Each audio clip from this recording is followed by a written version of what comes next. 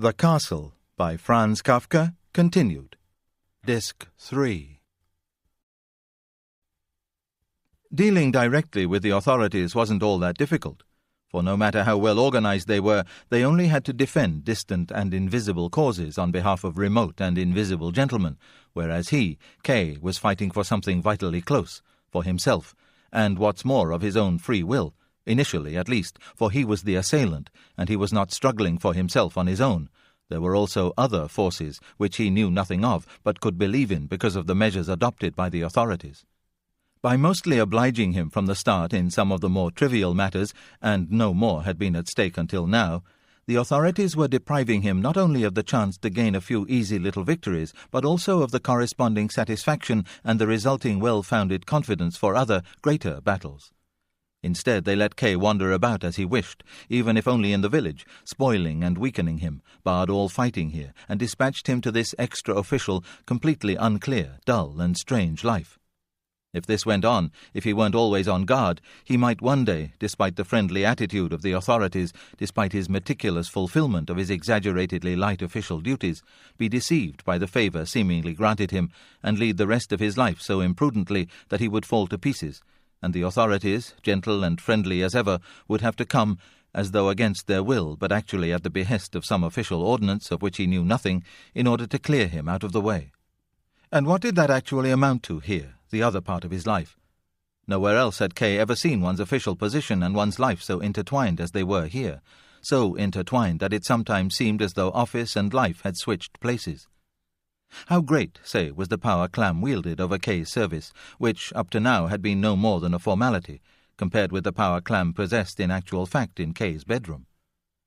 That's why a slightly more frivolous approach, a certain easing of tension, was appropriate only when dealing directly with the authorities, whereas otherwise you always had to exercise great caution and look about on all sides before each step you took. K initially found his view of the local authorities very much confirmed at the chairman's. A friendly, fat, clean-shaven man, the chairman was ill. He had a severe attack of gout and received K in bed. "So you must be our surveyor," he said, intending to sit up and greet K, but he couldn't manage it, and, pointing apologetically to his legs, threw himself back down on the pillows.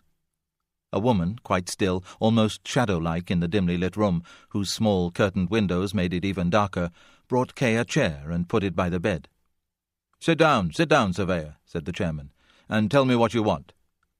K read Clam's letter aloud, and then added a few comments. Again he thought he felt the extraordinary ease of dealing with the authorities. They bore the whole burden, quite literally. You could leave everything up to them and remain free and untouched yourself. As though sensing this in his own way, the chairman stirred uneasily in his bed. Finally he said, "Surveyor, as you've noticed, I knew about the entire affair. The reason I haven't seen to it yet is, first, I have been ill, and then you took so long to come I thought you had given up the affair. But now that you're so kind as to call on me, I must of course let you know the entire unpleasant truth. You were, as you say, taken on as a surveyor, but we don't need a surveyor. There wouldn't be the least bit of work for a person like that. The boundaries of our small holdings have been marked out, everything has been duly registered, the properties themselves rarely change hands, and whatever small boundary disputes arise, we settle ourselves. So why should we have any need for a surveyor?" K, despite having never really thought about this before, was convinced, deep down, that he had been expecting some such communication. For that very reason he was immediately able to say, "I find this most surprising. It upsets all my plans. I can only hope there's been a misunderstanding." "Unfortunately not," said the chairman. "It is as I say." "But how is that possible?" cried K. "After all, I didn't set out on this endless journey only to be sent back now." "Well, that is a different matter," said the chairman, "and one that's not for me to decide, though I can explain how this misunderstanding was possible. In an administration as large as the Count's, it can happen at some point that one department issues an order, another a second, neither department knows of the other, the higher-ranking control agency is indeed extremely precise, but by nature it intervenes too late, and so a little confusion can nonetheless arise. Of course, this happens only in the tiniest matters such as yours. In a large affair I have never heard of an error, but even the small cases are often quite embarrassing. Now, as for your case, without turning this into an official secret, I'm simply not enough of an official for that. I'm only a peasant, and that's good enough for me. I want to give you a frank description of what happened. A long time ago, I had only been chairman for a few months, a decree came, I cannot recall from which department, stating in the categorical manner so typical of the gentleman up there that a surveyor would be summoned and instructing the local council to be ready with all the plans and records needed for his work. This decree obviously cannot have been about you, for that was many years ago, and I wouldn't even have thought of it if I weren't ill in bed with all the time in the world to think about the silliest matters. Mitzi, he said, suddenly interrupting his account to the woman who was still flitting about the room on some incomprehensible errand. Please look in the cabinet. Perhaps you'll find the decree. You see, he told Kay by way of explanation, it's from the early days when I still kept everything. The woman opened the cabinet right away. Kay and the chairman watched. The cabinet was crammed with papers. Once it was open, 2 large packs of files tied together in a bundle like firewood came rolling out. The woman started and jumped aside. Down below, it should be down below, said the chairman, directing from his bed. After obediently gathering the files in both arms so as to reach the papers underneath, the woman threw out the entire contents of the cabinet. The papers already covered half the room. We've certainly accomplished a great deal, said the chairman, nodding, and that's only a small part of it. I stored the bulk of it in the barn, but most of it got lost. Who could keep all that together? But there's still a great deal left in the barn. You think you can find the decree? He said, turning again to his wife. You should look for a file with the word surveyor underlined in blue. It's too dark here. I'll get a candle, said the woman, walking on the papers as she went to the door. My wife, said the chairman. She's such a great help in carrying out this difficult official work, which is only part-time. I have one other aide, the teacher, for written work, but it's still impossible to finish everything. A large portion never gets done, but we have put that away in the cabinet there. And he pointed to another cabinet. And especially now that I am ill, everything is quite out of hand, he said, lying down again, tired yet proud. Well, Kay said, the woman had come back with the candle and was on her knees looking for the decree. Couldn't I help your wife look? The chairman shook his head and smiled. As I said, I'm not keeping official secrets from you, but to let you look through the files would be going too far. There was now silence in the room. All one could hear was the rustling of papers. Perhaps the chairman was dozing off. A light knock at the door made Kay turn around. The assistants, of course. Still, they had picked up some manners, didn't barge into the room right away, but whispered first through the slightly open door. It's too cold outside. Who is it? Asked the chairman, starting. Only my assistants, said Kay. I'm not sure where I should get them to wait for me. It's too cold outside, and they're a nuisance here. Oh, they won't bother me, said the chairman agreeably. Let them in. Incidentally, I know them, old acquaintances. But they do bother me, said Kay frankly, letting his eyes wander from the assistants to the chairman and back again to the assistants. He found the smiles of all 3 indistinguishable. Well, now that you're here, he added as a test, stay and help the chairman's wife look for a file with the word surveyor underlined in blue. The chairman did not object to this. What Kay was not permitted, the assistants were now being permitted. They immediately threw themselves on the papers, but instead of searching, they merely rummaged about in the pile, and each time one of them spelled out the words on a file, the other tore the file from his hand.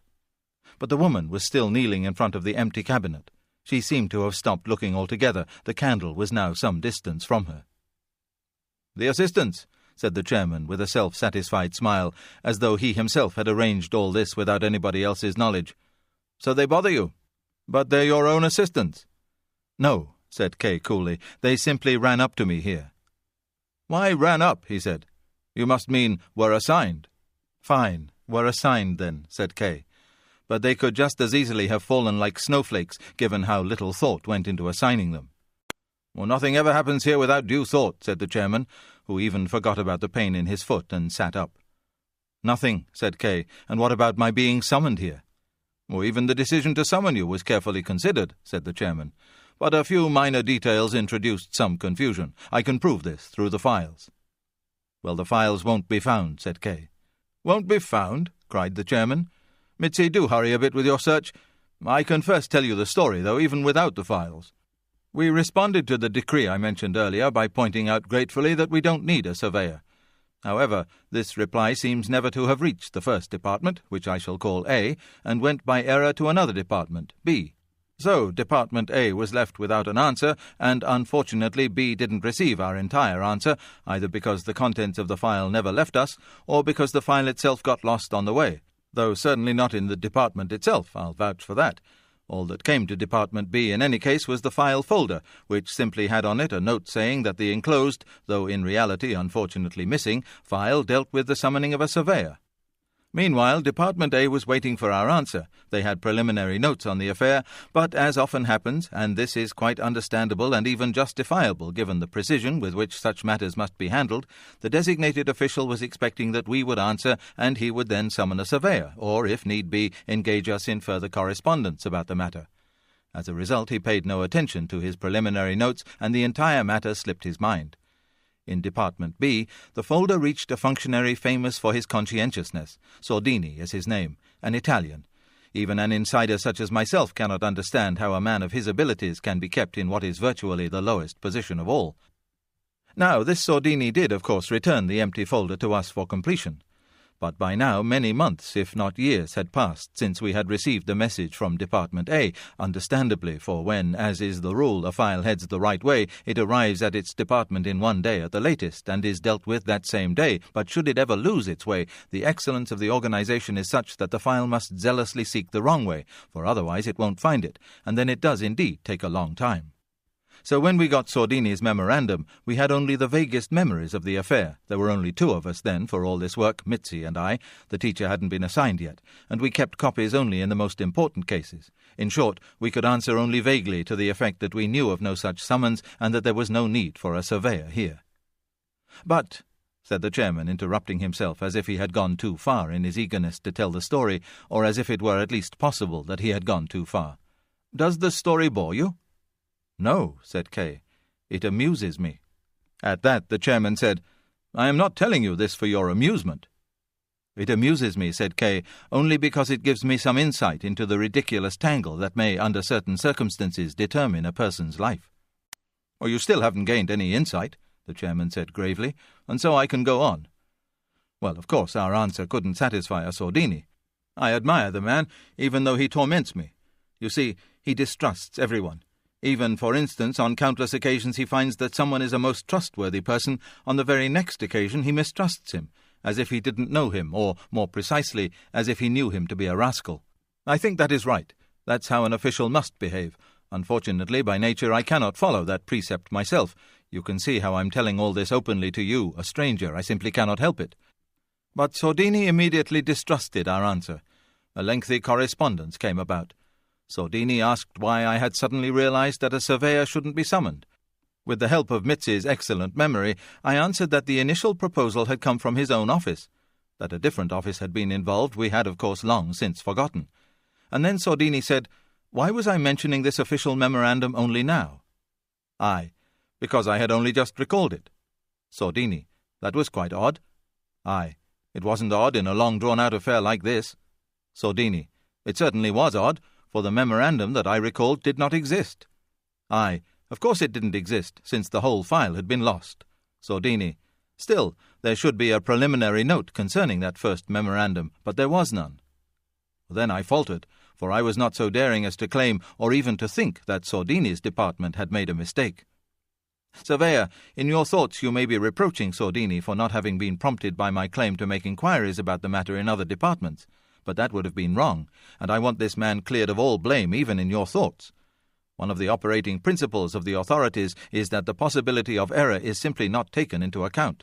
This principle is justified by the excellence of the entire organization, and is also necessary if matters are to be discharged with the utmost rapidity. So Sordini couldn't inquire in other departments. Besides, those departments wouldn't have answered, since they would have noticed right away that he was investigating the possibility of an error. "Chairman, allow me to interrupt you with a question," said Kay. "Didn't you mention a control agency? As you describe it, the organization is such that the very thought that the control agency might fail to materialize is enough to make one ill." "You're very severe," said the chairman, "but multiply your severity by 1,000, and it will still be as nothing compared with the severity that the authorities show toward themselves. Only a total stranger could ask such a question. Are there control agencies? There are only control agencies.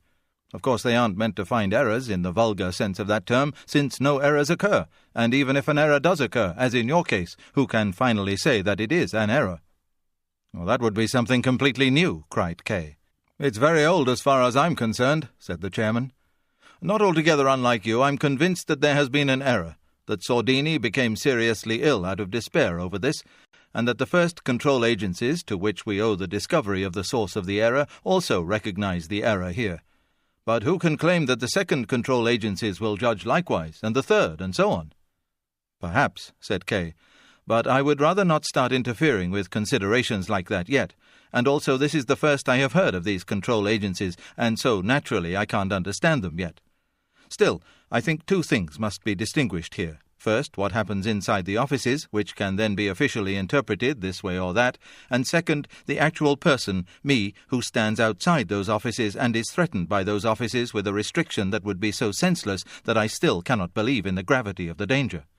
Chairman, as regards the former, the matters you have just spoken of with such admirably uncommon expertise are probably valid, but I should also like to hear a few words about me.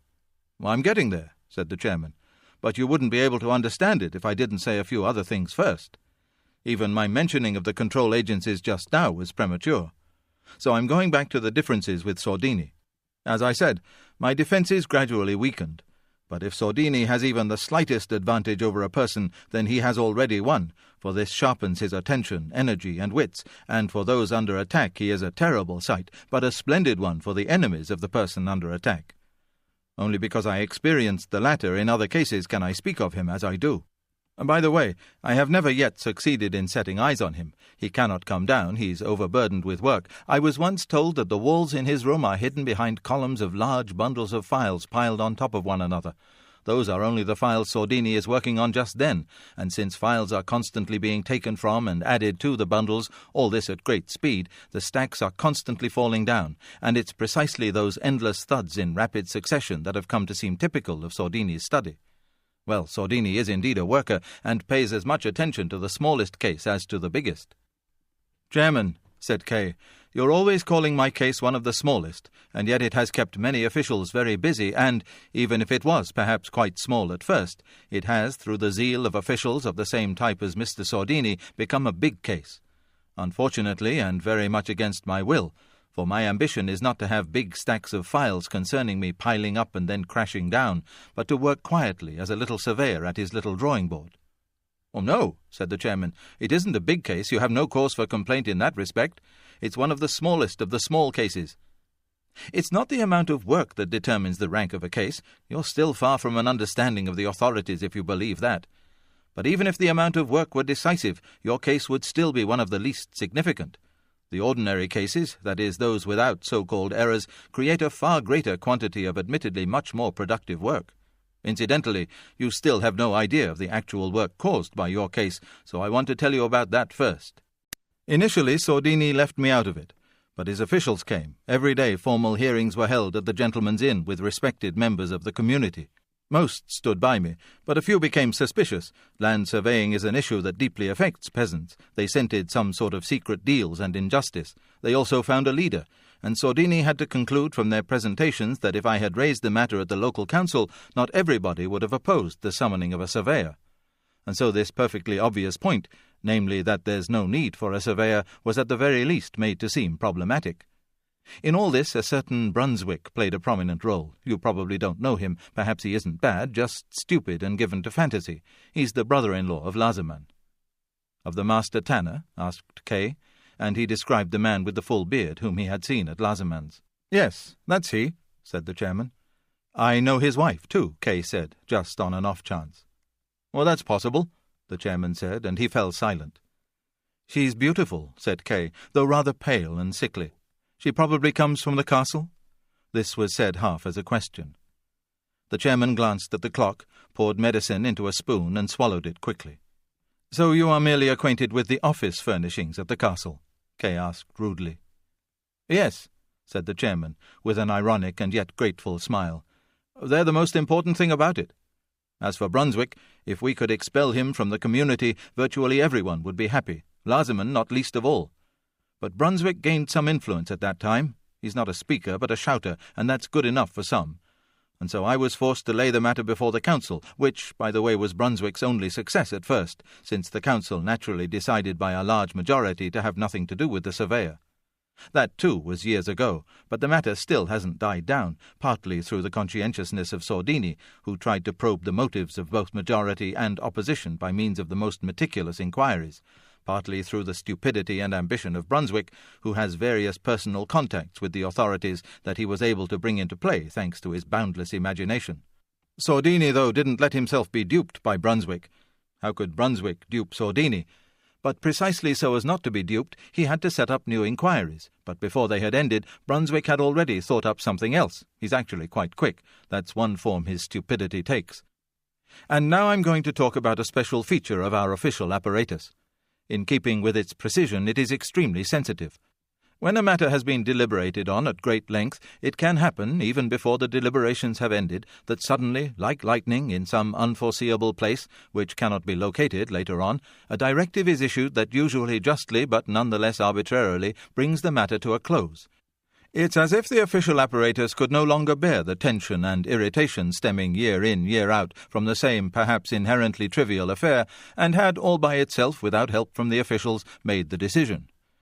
Of course, there was no miracle, and some official or other certainly wrote the directive or reached an unwritten decision. At any rate, one cannot determine from down here, or indeed even from the administrative offices, which official reached the decision in this case and on what grounds.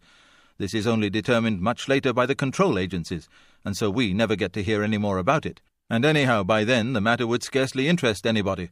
Now, as I said, it's precisely these decisions that are mostly excellent.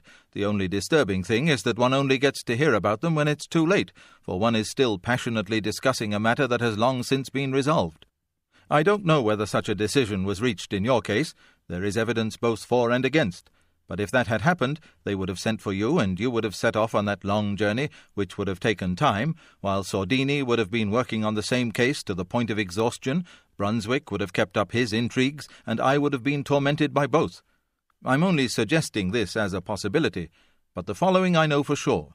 A control agency discovered meanwhile that many years previously Department A had sent the local council an inquiry concerning a surveyor, but still hadn't received a reply. Recently they sent me an inquiry that actually resolved the entire matter. Department A was satisfied with my reply, stating that no surveyor was needed. Sordini had to acknowledge that he wasn't responsible for the case, and that he had, though of course through no fault of his own, gone to a great deal of useless, nerve-wracking trouble. If new work hadn't come pouring in, as usual, from all sides, and if your case hadn't been only a very minor case, the most minor of minor cases, one could almost say, we would all have breathed sighs of relief. Even Sordini would, I believe, have done so. Brunswick was the only one who muttered about it, but that was quite ridiculous. And just imagine how disappointed I was, surveyor, after the happy conclusion of the entire affair, and a great deal of time has gone by since then, when suddenly you appear and it seems as if everything is about to begin all over again. That I want to prevent this from happening, in so far as it lies in my power, is something you'll surely understand, won't you? Certainly, said Kay. But I have an even better understanding of the dreadful mistreatment that I, and perhaps the laws as well, are being subjected to here. I, for one, know how to combat this. How do you plan to do so? Asked the chairman. I cannot give that away, said Kay. I don't want to intrude, said the chairman, but keep in mind that you have in me, I don't want to say a friend, since we're actually total strangers, a business acquaintance, as it were. The only thing I shall not permit is your being taken on as a surveyor, but otherwise you can always approach me with confidence, though only within the limits of my power, which isn't great. You're always saying that I am going to be taken on as surveyor, said Kay, but I have already been taken on. Here's Clam's letter. Clam's letter, said the chairman. Well, it is valuable and even venerable because of Clam's signature, which appears to be genuine, but otherwise, still I wouldn't risk saying anything about it on my own. Mitzi, he called, adding, But what are you doing? The assistants, who had been left unobserved for such a long time, and Mitzi, had evidently not found the file they were looking for, and had then tried to lock everything up in the cabinet again. But the jumble of files was so large that they hadn't succeeded.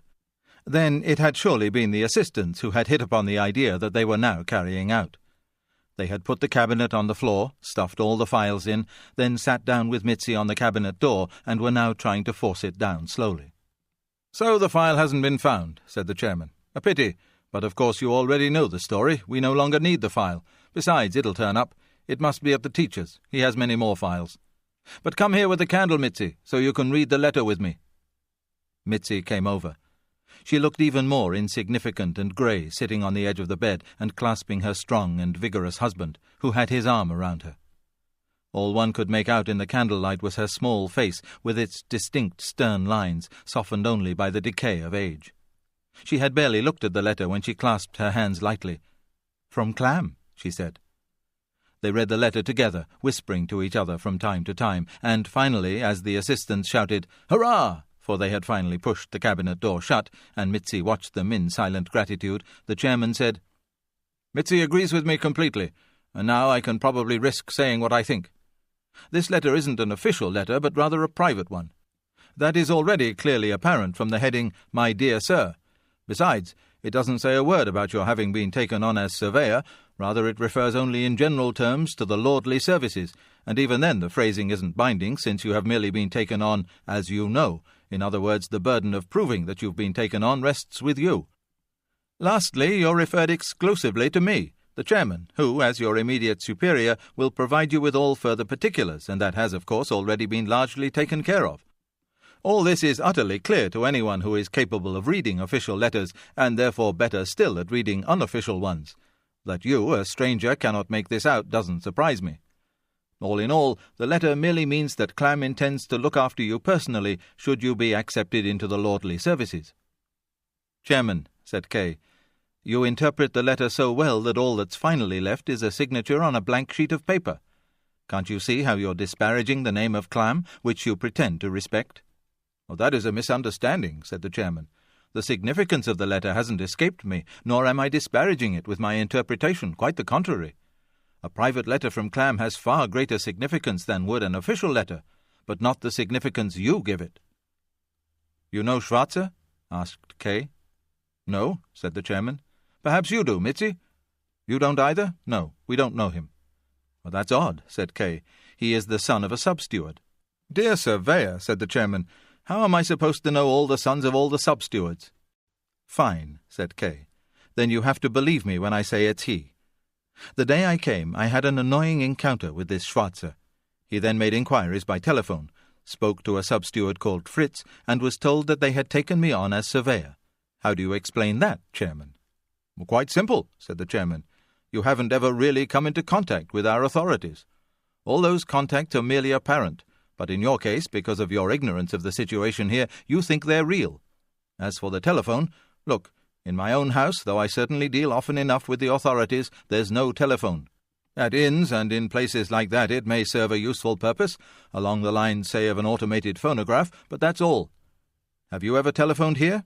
You have? Well then, perhaps you can understand me. At the castle, the telephone seems to work extremely well. I've been told the telephones up there are in constant use, which, of course, greatly speeds up the work. Here, on our local telephones, we hear that constant telephoning as a murmuring and singing. You must have heard it too. Well, this murmuring and singing is the only true and reliable thing that the local telephones convey to us. Everything else is deceptive. There is no separate telephone connection to the castle, and no switchboard to forward our calls. When anyone here calls the castle, all the telephones in the lowest level departments ring, or all would ring if the ringing mechanism on nearly all of them were not, and I know this for certain, disconnected. Now and then, though, an overtired official needs some diversion, especially late in the evening or at night, and turns on the ringing mechanism. Then we get an answer, though an answer that's no more than a joke. That's certainly quite understandable, for who can claim to have the right, simply because of some petty personal concerns, to ring during the most important work, conducted as always at a furious pace? Nor can I understand how even a stranger can believe that if he calls Sordini, for instance, it really is Sordini who answers. Quite the contrary, it's probably a lowly filing clerk from an entirely different department. But it can also happen, if only at the most auspicious moment, that someone telephones the lowly filing clerk and Sordini himself answers. Then, of course, it's best to run from the telephone before hearing a sound. "But that isn't how I saw it," said Kay. "I couldn't have known the details, but I had little confidence in those telephone conversations, and always knew that the only things that are of any real significance are those one discovers or accomplishes at the castle itself." "No," said the chairman, seizing one phrase, "those telephone answers are of real significance. How could it be otherwise? How could the information supplied by a castle official be meaningless? I said so already in relation to Clam's letter. All these statements have no official meaning. If you attach official meaning to them, you're quite mistaken, though their private meaning as expressions of friendship or hostility is very great, usually greater than any official meaning could ever be."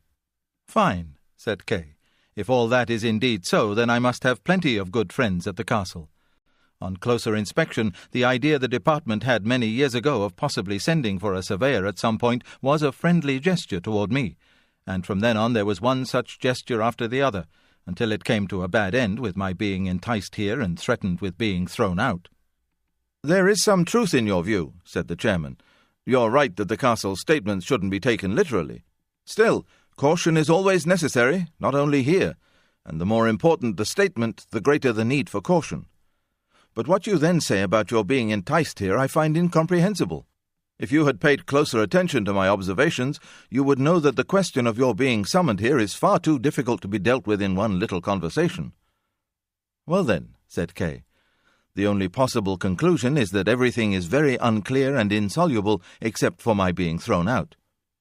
"Who would dare to throw you out, surveyor?" said the chairman. "It's precisely the lack of clarity in the preliminary questions that guarantees you the most courteous treatment, only it seems that you are too sensitive. Nobody is keeping you here, but that still doesn't mean you're being thrown out." "Oh, Chairman," said Kay, "now it's once again you who is seeing certain matters far too clearly. I shall list for you certain things that keep me here. The sacrifices I had to make to get away from home, the long difficult journey, the reasonable hopes I held out for myself of being taken on here, my complete lack of fortune, the impossibility of finding suitable work at home, and finally my fiancée, who comes from here." "Oh, Frida," said the chairman, not at all surprised. "I know, but Frida would follow you anywhere. As for the rest, though, certain considerations must indeed be taken into account, and I shall report this to the castle. If a decision comes, or if it's necessary to question you again, I shall send for you. Do you approve of this?" "No, absolutely not," said Kay. "What I want from the castle is not charity, but my rights." "Mitzi," said the chairman to his wife, who still sat pressed up against him, dreamily playing with Clam's letter, which she had turned into a little boat. Startled, Kay now took it away from her. "Mitzi, my leg is beginning to hurt again. We'll have to change the compress." Kay rose. "Then I shall take my leave," he said. "Yes," said Mitzi, who was already preparing some ointment. "Besides, it's too draughty." Kay turned around. Upon hearing Kay's comment, the assistants had, in their usual misplaced zeal, immediately opened both door panels. Obliged to shield the sick room from the powerful blast of cold air, Kay was only able to bow quickly to the chairman. Then, dragging the assistants along, he ran from the room, quickly closing the door. Chapter 6. Second Conversation with the Landlady. Waiting for him in front of the inn was the landlord. Without being asked, he wouldn't have dared to speak, so Kay asked what he wanted. "Have you found new housing?" the landlord asked, looking at the ground. "You're asking on your wife's instructions," said Kay. "You're probably quite dependent on her." "No," said the landlord. "I'm not asking on her instructions. But she's very upset and unhappy because of you, cannot work, is always lying in bed, sighing and complaining." "Should I go to her?" asked Kay. "Please do," said the landlord. "I tried to get hold of you at the chairman's. I listened at the door, but the two of you were talking. I didn't want to interrupt. Besides, I was worried because of my wife. Ran back, but she wouldn't let me in, so I had no choice but to wait for you." "Then come quickly," said Kay. "I'll soon calm her down." "If only that were possible," said the landlord. They went through the bright kitchen, where 3 or 4 maids, scattered about doing odd chores, literally froze at the sight of Kay. Even in the kitchen one could already hear the landlady sighing. She lay in a windowless alcove separated from the kitchen by a light wooden partition. There was room only for a large double bed and a wardrobe. The bed was so positioned that one could see the whole kitchen and supervise the work from it. But from here in the kitchen one could barely see anything in the alcove. It was quite dark in there, only the white and red bedclothes shimmered through a little. Not until one had gone in and one's eyes had adjusted could one make out the details. "So you've finally come," the landlady said feebly. She lay stretched out on her back, evidently had trouble breathing, and had thrown back the down quilt. In bed she looked much younger than in her usual clothes, but the little nightcap of delicate lacework that she wore, though too small and swaying back and forth on her hair, made the decay of her face seem pitiable. "How could I have come?" said Kay gently. "After all, you never sent for me." "You shouldn't have kept me waiting so long," said the landlady with an invalid's stubbornness. "Sit down," she said, pointing to the edge of the bed. "But the rest of you go away." Besides the assistants, the maids too had meanwhile pushed their way in. "I should go away too, Gardiner," said the landlord. Kay was hearing the woman's name for the first time.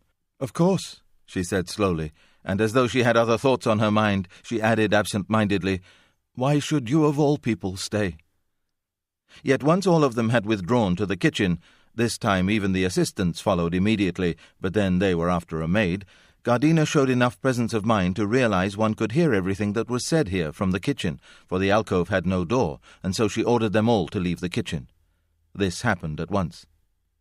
"Please, surveyor," said Gardiner, "right inside the wardrobe there's a shawl. Hand it to me. I want to pull it up over me. I cannot stand the down quilt. It's so hard to breathe."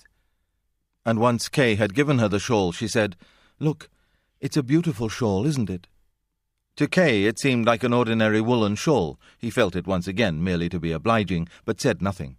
"Yes, it's a beautiful shawl," Gardiner said, and covered herself up with it. She was now lying there quietly. All her ailments seemed to have vanished. She even remembered her hair, which was dishevelled from lying in bed, sat up a moment and adjusted her hairdo slightly round her nightcap. She had a full head of hair. Kay became impatient and said, "Landlady, you made someone ask me whether I had found new housing." "I made someone ask you?" the landlady said. "No, that's wrong." "Your husband asked me about it just now." "I can believe that," said the landlady. "I had a fight with him. When I didn't want you here, he kept you here. Now that I'm happy you're living here, he drives you away. He's always doing this kind of thing." "So," said Kay, "you've changed your opinion of me that much? In an hour or two?" "I haven't changed my opinion," the landlady said, more feebly again. "Give me your hand. That's it. And now promise me you'll be absolutely honest, which is exactly how I'll be with you." "Fine," said Kay. "But who goes first?" "Me," said the landlady. It didn't seem as though she were trying to be accommodating toward Kay, but rather as though she were eager to speak first. She pulled a photograph from under the pillow and handed it to Kay. "Look at this picture," she asked.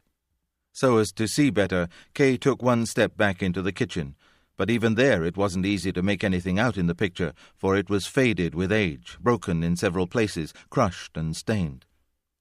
"It's not in very good shape," said Kay.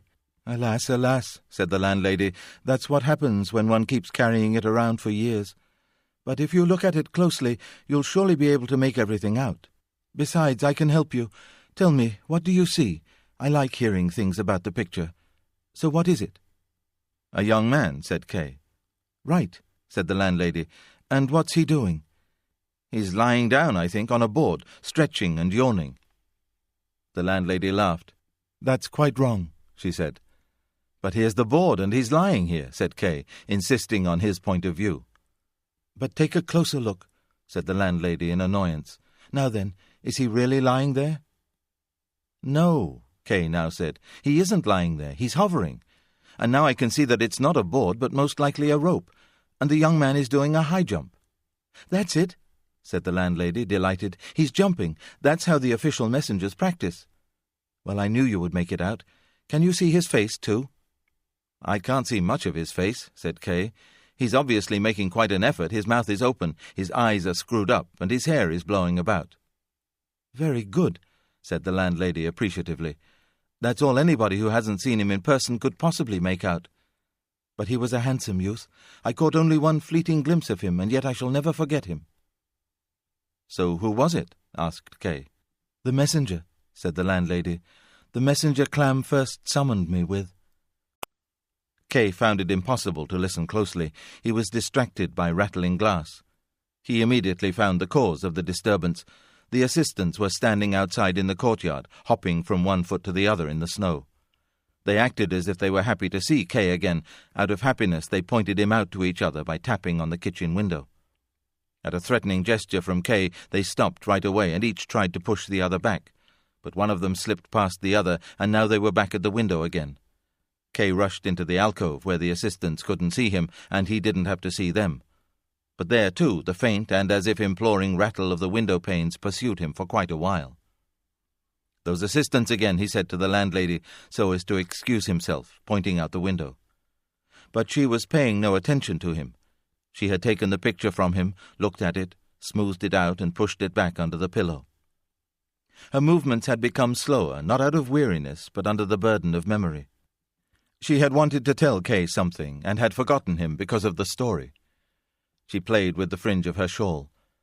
Not until a little while later did she look up, brush her eyes with her hand, and say, "This shawl comes from Clam. And the nightcap, too. The picture, the shawl, and the nightcap, those are my 3 mementos of him. I'm not young, like Frida. I'm not as ambitious as she, nor as sensitive. She's very sensitive. In short, I know how to adjust to life. But I must admit that without these 3 items I wouldn't have lasted so long here. Indeed, I probably wouldn't have lasted a day. To you, these 3 mementos may seem trivial, but, you see, Frida, who consorted for so long with Clam, hasn't a single memento. I asked her. She's too effusive and too demanding. But I, who was only with Clam 3 times... Later on he never sent for me again, I don't know why. As if sensing the shortness of my time there, I took these mementos along. Of course, one has to do it oneself. Clam himself never gives one anything. But if one sees anything suitable lying about, one can ask him for it." Kay felt uncomfortable about these stories, however much they concerned him. "How long ago was that?" he asked, sighing. "Over 20 years ago," said the landlady. "Well over 20 years ago." "So one stays faithful to Clam that long," said Kay. "Landlady, do you realize that you're causing me great concern when I think of my own future marriage?" The landlady considered it unseemly that Kay wanted to barge in at this point with his own affairs, and gave him an irritated side glance. "Not so angry, landlady," said Kay.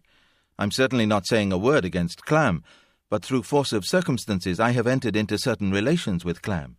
This is something not even Clam's greatest admirer could deny.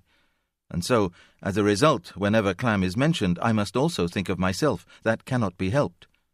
Besides, landlady," here Kay seized her hesitant hand, "remember the bad way our last conversation ended, and that this time we want to part in peace."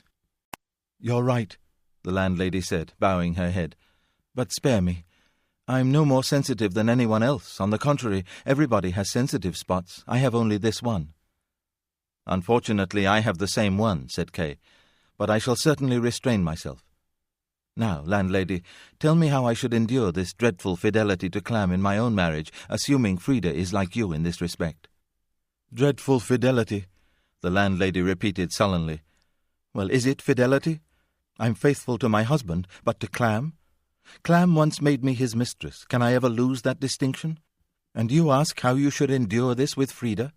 Oh, surveyor, who are you to dare to ask such a thing?" "Landlady," said Kay admonishingly. "I know," said the landlady, yielding, "but my husband never asked questions like that. I don't know who should be considered more unfortunate, me then or Frida now. Frida, who wilfully left Clam, or me, whom he never sent for again. Perhaps it is after all Frida, though she does not yet seem to realize the full extent of this. My thoughts dwelt exclusively on my misfortune, though, for I had to ask myself, and indeed essentially still have to ask myself, why did it happen? 3 times Clam sent for you, but not a 4th time, never a 4th time. And what could have concerned me more then? What else could I talk about with my husband, whom I married shortly afterwards? By day we had no time. We acquired the inn in a miserable condition and had to try to bring it up to standard. But at night, for years our nighttime conversations circled around Clam and the reasons for his change of mind. And when my husband fell asleep during these conversations, I woke him up and we went on talking." "Now, if you will permit me," said Kay, "I will ask you a rather rude question." The landlady remained silent. "So I may not ask," said Kay. "That's enough for me, too." "Oh, of course," said the landlady, "that's enough for you, that especially. You misinterpret everything, even the silence. You simply cannot help it. I do give you permission to ask." "If I'm misinterpreting everything," said Kay, "then perhaps I'm also misinterpreting my own question. Perhaps it isn't all that rude. I simply wanted to know how you met your husband and how this inn came into your hands." The landlady frowned, but said calmly, "It's a very simple story. My father was a blacksmith, and Hans, who is now my husband, and who was then a stable boy for a large farmer, often came to see my father. This was just after my last encounter with Clam. I was very unhappy, and actually shouldn't have been, since everything followed the correct procedure, and the fact that I was no longer allowed to go to Clam was Clam's decision, so it was correct. But the reasons were obscure. I was allowed to probe those reasons, but shouldn't have been unhappy. Well, I was, all the same, and couldn't work, and sat in our little front garden all day. Hans saw me there, sometimes sat down with me. I never complained to him, but he knew what it was about, and, being a good lad, sometimes wept with me. And when the then landlord, whose wife had died, and who for that reason had to give up the trade, and anyhow he was already an old man, passed by our little garden and saw us sitting there, he stopped and on the spot offered to lease us the inn, and since he trusted us, he didn't want any money in advance, and arranged cheap terms for the lease. I didn't want to become a burden to my father, and couldn't care about everything else, so, thinking of the inn and all the new work which might make me forget a little, I gave Hans my hand. That's the story. For a little while there was silence. Then Kay said, "The landlord's conduct was fine, but imprudent, too. Or had he particular reasons for trusting you, too?" "He knew Hans well," said the landlady. "He was Hans's uncle." "Well, no wonder, then," said Kay. "So Hans's family was evidently very interested in the connection with you." "Perhaps," said the landlady. "I don't know. I never worried about that." "Still, that's how it must have been," said Kay. "If the family was ready to make such sacrifices and simply place the inn in your hands without any security." "It wasn't imprudent, as became clear later," said the landlady. "I threw myself into the work. I was strong, a blacksmith's daughter. I didn't need a maid or a servant. I was everywhere, in the tap-room, in the kitchen, in the stables, in the courtyard. My cooking was so good I even drew guests from the gentleman's inn. You have not as yet been in the inn at noon. You don't know our luncheon guests. There were even more of them then, but in the meantime many have drifted away. And as a result we were not only able to pay the lease on time, but after a few years to buy the whole place, and now it's almost free of debt. The other result, though, was that I ruined myself, had heart problems, and now I am an old woman. You may think I'm much older than Hans, but actually he's only 2 or 3 years younger, and will never get any older, for his work, smoking a pipe, listening to the guests, emptying his pipe, and getting a glass of beer every now and then, such work doesn't make anyone older." "Your achievements are admirable," said Kay. "No doubt about that. But we were talking about the time before your marriage, and at that time it would have been strange if Hans's family, under great financial sacrifice, or at least having taken on the great risk involved in giving up the inn, had actually pressed for marriage, for they could only put their hopes in your ability to work, which, of course, they didn't know anything about yet, and in Hans's, which, as they must already have discovered, was non-existent." "Well, yes," the landlady said wearily. "I do know what you're getting at, and how mistaken you are. There was no trace of Clam in all this. Why should he have cared about me? Or rather, how could he have cared about me? For by then he had forgotten all about me. That he hadn't called me was a sign he had forgotten me. Anyone whom he no longer summons he forgets entirely. I didn't want to speak of this in front of Frida, but it isn't simply that he forgets, it's more than that. If you forget someone, you can of course get to know that person again. With Clam that is not possible. Anyone whom he no longer summons he forgets, not only for the past, but literally for all time. If I make an effort, I can even think my way into your thoughts, which make no sense here, but are perhaps valid in the foreign lands you come from. Perhaps you're so madly presumptuous as to think that Clam gave me a husband like Hans, so that almost nothing could prevent me from coming to him, should he ever call me in the future. Well, there could be nothing crazier than that. Where is the man who could prevent me from running to Clam if Clam gives me a sign? What nonsense, what utter nonsense. One merely makes oneself all confused by toying with such nonsense." "No," said Kay. "We certainly don't want to make ourselves all confused. My thoughts hadn't gone as far as you think, but to tell the truth, they were heading in that direction. For the time being, though, I was merely surprised that the relatives had such high hopes for your marriage, and that these hopes were indeed realized, if at some risk to your heart, to your health. The thought that there was a connection between all this and Clam did occur to me, but not, or not yet, in the crude manner you implied, evidently only so you can shout at me again, for this clearly gives you pleasure. Well, have your pleasure. But these were my thoughts. First, Clam is obviously the cause of your marriage. Without Clam you wouldn't have been unhappy, wouldn't have sat idly in your little front garden. Without Clam, Hans wouldn't have seen you there. Without your sadness, the shy Hans would never have dared speak to you. Without Clam, you would never have found yourself in tears with Hans. Without Clam, your dear old uncle landlord wouldn't have seen Hans and yourself sitting there peacefully. Without Clam, you wouldn't have felt so indifferent about life, and so you wouldn't have married Hans. Well, that is surely enough Clam, I should say, but there is more. If you hadn't been trying to forget, you certainly wouldn't have worked so recklessly and brought the inn up to such a high standard. So there's also some Clam there. But even leaving that aside, Clam is the cause of your illness, since even before your marriage your heart was drained by that unfortunate passion. The only question left is why Hans's relatives found the marriage so appealing.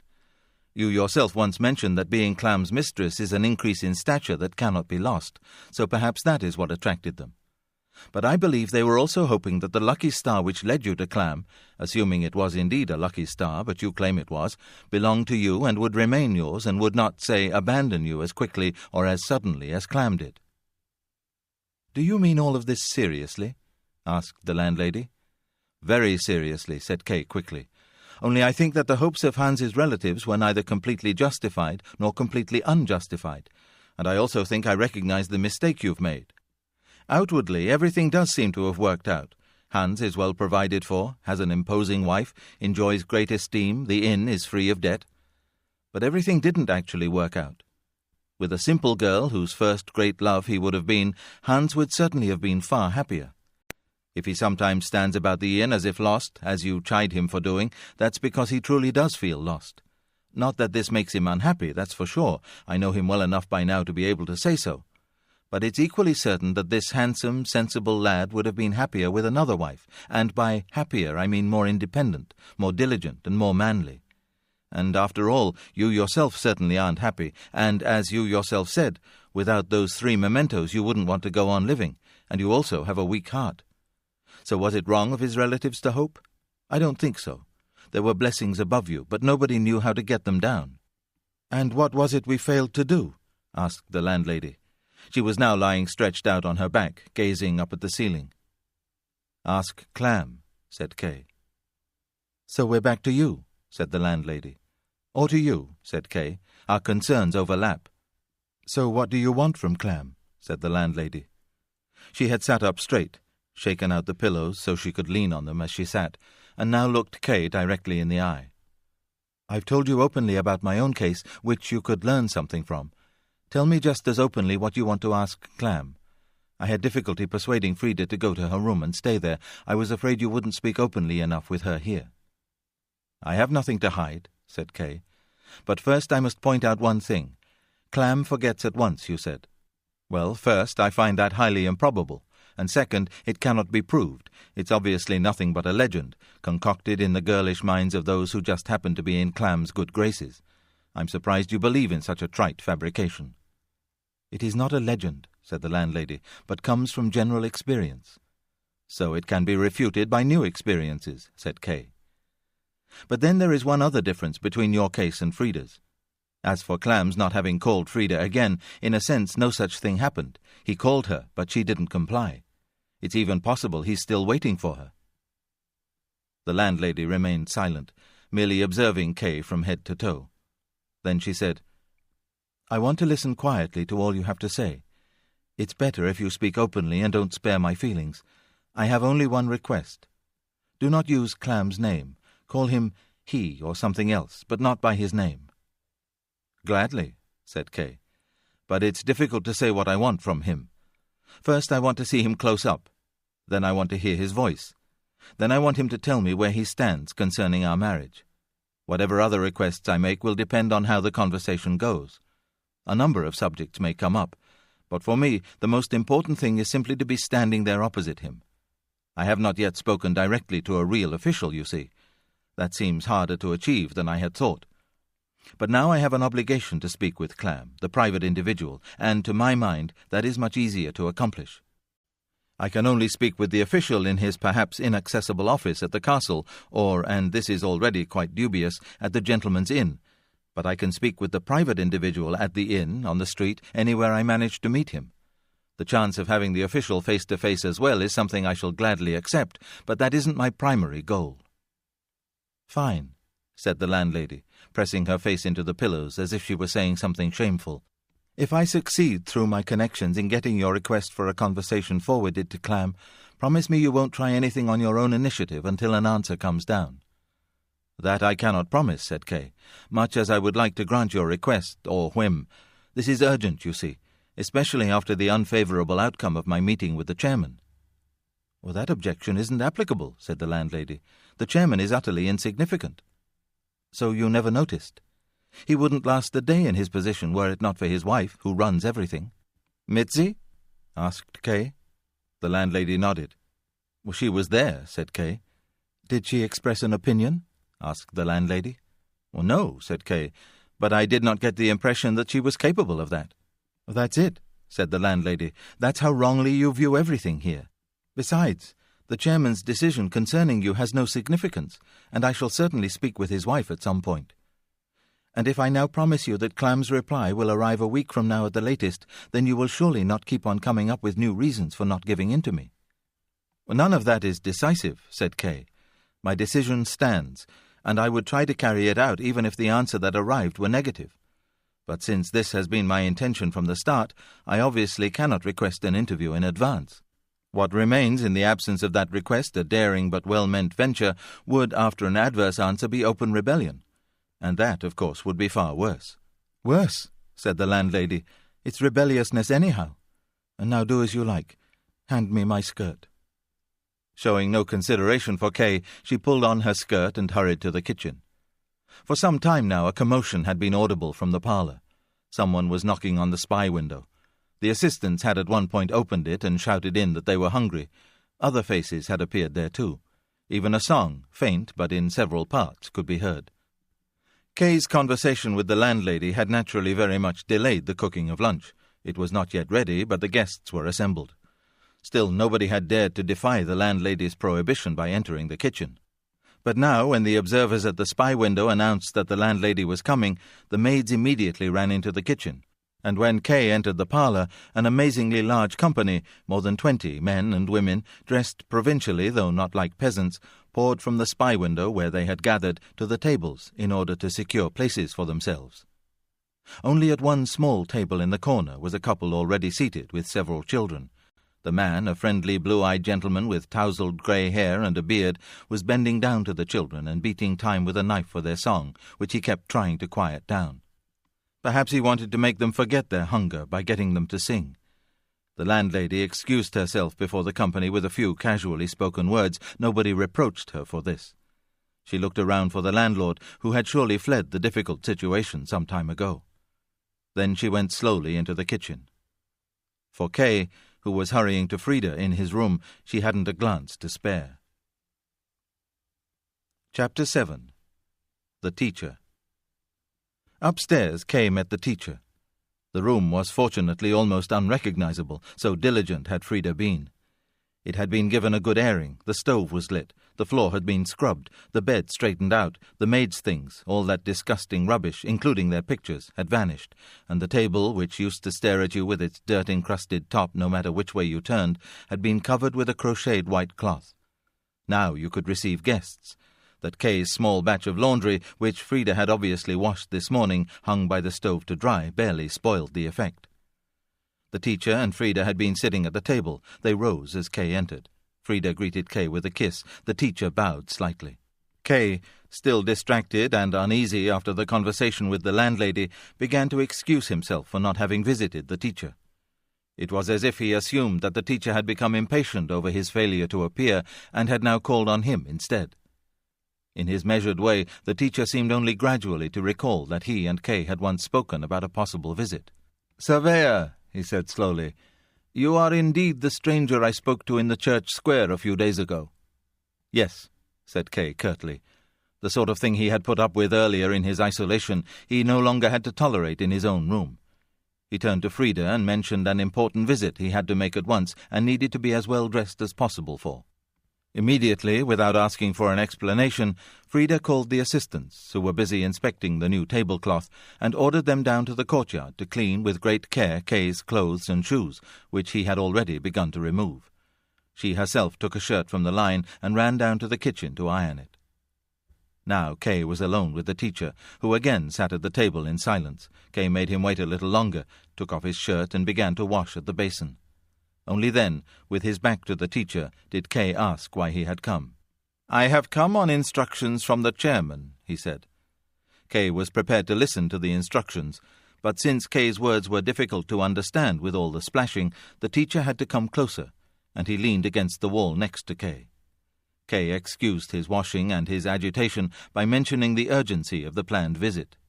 Ignoring this, the teacher said, "You were impolite to the council chairman, that worthy, experienced and venerable old man." "I'm not aware of having been impolite," said Kay, drying himself, "though you're quite right that I have more important things to worry about than fancy manners, for what was at stake was my livelihood, which has been jeopardized by the ignominious machinations of officialdom, the details of which I needn't fill you in on, since you yourself are an active part of that official apparatus. Has the council chairman ever complained about me?" "Whom do you think he could complain to?" said the teacher. "And even if there were such a person, do you think he would ever complain? I simply took down from his dictation a short deposition concerning that meeting, and this has given me insight into the kindness of the chairman and the quality of your answers." As Kay looked for his comb, which Frida must have tidied away somewhere, he said, "What? A deposition? Taken down afterwards in my absence by someone who wasn't even present at the meeting? Not bad at all. But why a deposition? Was it official business?" "No," said the teacher, "it was semi-official. The deposition itself is only semi-official, and was only drawn up because everything must be kept strictly in order here. Anyhow, it's finished, and reflects badly on your honour." Kay, who had finally found the comb, which had slipped between the covers of the bed, said more calmly, "Well then, let it be finished. And you've come here to inform me of that." "No," said the teacher, "but I'm not an automaton, and had to tell you what I think. The chairman's instructions, on the other hand, offer further proof of his kindness. I would like to stress that I find his kindness incomprehensible, and am carrying out his instructions only as an official duty and out of respect for the chairman." Washed and combed, Kay sat at the table waiting for his shirt and clothes. He had little interest in the message the teacher had brought. Besides, he was influenced by the landlady's low opinion of the chairman. "It must already be past 12, he asked, thinking of the way he wanted to go. But then, on second thoughts, he added, "You were about to give me some message from the chairman." "Oh, yes," the teacher said with a shrug, as though shaking off all responsibility. "The chairman fears that if the decision in your case takes too long, you will take the initiative and do something rash. As for me, I don't know why he fears that, for to my mind it would be best if you did as you pleased. We are not your guardian angels and don't have to follow you down every single byway. Well, all right, the chairman thinks differently. Of course, the actual decision, which is handled by the Count's authorities, is not something he can speed up. But within his sphere of influence he seems to want to arrive at a truly generous temporary settlement, which you are free to accept or to reject. He is offering you temporarily the post of school janitor." At first, Kay almost ignored the offer he had been made, but the very fact of his being offered something was, it seemed to him, not without significance. It showed that the chairman thought him capable of carrying out acts in his own defence that would even justify certain expenses by the community so as to protect itself. And how seriously they were taking the whole thing. The teacher, who had already been waiting here a while and had prepared the deposition beforehand, must have been literally chased over by the chairman. When the teacher saw that he had finally made Kay stop and reflect, he went on, "I stated my objections. I pointed out that we had managed without a school janitor up to now. The wife of the sexton tidies up now and then, and her work is supervised by the schoolmistress, Miss Giza. I already have enough torment with the children. I don't want the added bother of a janitor." The chairman countered that the schoolhouse was actually very dirty. I replied, truthfully, that it wasn't so bad. And besides, I added, would things get any better if we took that man on as janitor? Certainly not. Quite apart from his ignorance of that kind of work, the schoolhouse has only 2 large classrooms, without any small adjoining rooms, so the janitor and his family must live, sleep, and perhaps even cook in one of the classrooms, and of course this will hardly enhance the general cleanliness. The chairman, though, declared that the position would assist you in time of need, and that you would therefore discharge your duties well, with great energy. Besides, the chairman said that we would, in addition to you, gain the services of your wife and assistants, and that the school and the garden, too, could be kept in impeccable condition. I rebutted all this easily. Finally, the chairman, unable to come up with anything else in your favour, laughed and said that you were a surveyor, so you should be able to lay out marvellously straight flower beds. Well, there's no point objecting to a joke, so I brought you the message." "Teacher, you needn't worry about that," said Kay. "I would not even consider accepting the post." "Splendid," said the teacher. "Splendid, you decline, and unconditionally at that." And, picking up his hat, he bowed and left. Immediately thereafter, Frida came up. Her face was distraught. She still hadn't ironed the shirt she was carrying and did not respond to questions. In order to distract her a little, Kay told her about the teacher and his offer. No sooner had she heard it than she threw the shirt on the bed and ran off again. She was soon back, though this time with the teacher, who looked annoyed and didn't even greet Kay. Frida asked him to be patient for a while. She had obviously done so several times on the way here, then pulled Kay through a side door he hadn't noticed into the neighbouring attic, where, excited and breathless, she finally told him what had happened. The landlady, incensed at having humiliated herself by making certain confessions to Kay, and, worse still, at having given way over an interview between Clam and Kay, for she had gained nothing, so she said, but a cold and what's more insincere rebuff, was determined not to tolerate Kay's presence in her house any longer. If he had any connections with the castle, then he should take advantage of them right away, for he must leave the inn today, this instant, and she would take him back only if expressly ordered or compelled to do so by the authorities. But she hoped this would never happen, for she too had connections with the castle and would know how to make use of them. Incidentally, he had been admitted to the inn only through the negligence of the landlord. Besides, he was in no real need, for even this morning he had boasted about other lodgings that were available to him. Of course, Frida should stay. If Frida moved out with Kay, she, the landlady, would be deeply unhappy. She, a poor woman with a weak heart, had already collapsed in tears downstairs by the stove in the kitchen at the mere thought of it. But how could she respond any differently? For at least in her opinion, the honour of Clam's memory was at stake. That's how the landlady feels. Frida would certainly follow him, Kay, wherever he wanted to go, in the snow and ice, and no more need be said on that score. Anyhow, the situation was quite serious for both of them, which is why she had responded with such enthusiasm to the chairman's offer. Even if the post was unsuitable for Kay, it was, after all, and the chairman had singled this out for special emphasis, only a temporary one, and in that way they could gain some time and easily find other opportunities, even if the final decision proved unfavourable. "And if need be," cried Frida, who had already put her arms round Kay's neck, "we shall go abroad. What keeps us here in the village? Temporarily, though, we accept the offer, don't we, dearest? I've brought the teacher back. You just have to say agreed, that's all, and then we'll move into the schoolhouse." "That's terrible," said Kay, though without really meaning it seriously, for their housing was of little concern to him. Besides, he was freezing in his underwear here in the attic, which, lacking both wall and window on two sides, was swept by a cold, sharp wind.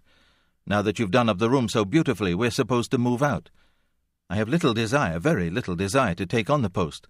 That one brief moment of humiliation in front of this little teacher is already embarrassing enough, and now he's even supposed to be my superior. If only we could stay a little longer, my situation might well change by this afternoon. Or at least, if you stayed here on your own, we could wait and simply give the teacher some vague answer. I can always find a night's lodging, if need be, but—" With her hand, Frida sealed his lips. "Don't," she said anxiously. "Please don't say that again. But otherwise I'll do everything you want. If you want, I'll stay here alone, though that would make me sad. If you want, we'll reject the offer, but I think that would be wrong. For look, if you actually find another opportunity for us, possibly even this afternoon, we'll immediately give up the post in the school. Nobody will try to stop us. And as for your being humiliated in front of the teacher, I'll make sure that doesn't happen. I'll speak to him. You need only be present. You don't have to say a word, and it will always be this way. You will never have to speak to him yourself, unless you want to. Indeed, I'm the only one who will be his subordinate, and even I shall be no such thing, for I know his weaknesses. And therefore we won't lose anything if we accept the post, but a great deal if we turn it down. Above all else, if you don't get anything from the castle today, you will certainly never find any lodgings here in the village, even for you alone, or lodgings that I, as your future wife, wouldn't have to feel ashamed of. And then, when you fail to find lodgings, I suppose you'll even expect me to sleep here in this warm room, knowing that you're outside, wandering about in the dark and cold." Kay, who had crossed his arms on his chest and was slapping himself on the back in an effort to warm up a little, said, "Then we have no choice but to accept. Come." Once in the room, he rushed straight to the stove, ignoring the teacher. The latter, who was seated at the table, pulled out his watch and said, "It's gotten late." "Yes, teacher, "But the two of us agree now," said Frida. "We accept the post." "Fine," said the teacher. "But the post was offered to the surveyor. He has to say what he thinks." Frida helped Kay out. "Of course," she said. "He accepts the post. Don't you, Kay?"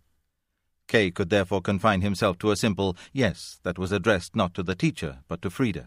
"Well then," said the teacher, "all I have to do now is point out your official duties. That way we will have agreed upon this once and for all. Surveyor, you must clean and heat both schoolrooms on a daily basis, assume responsibility for all minor repairs to the building, as well as to the school and gymnastic equipment, keep the garden path clear of snow, run messages for myself and the schoolmistress, and in the milder seasons do all the gardening. In exchange, you may live in whichever schoolroom you choose. If the two rooms are not both being used simultaneously for instruction, and you happen to live in a room in which instruction is to take place, you must, of course, move into the other room. You may not cook in the schoolhouse, but in return you and your dependents will receive free board at the inn at the community's expense.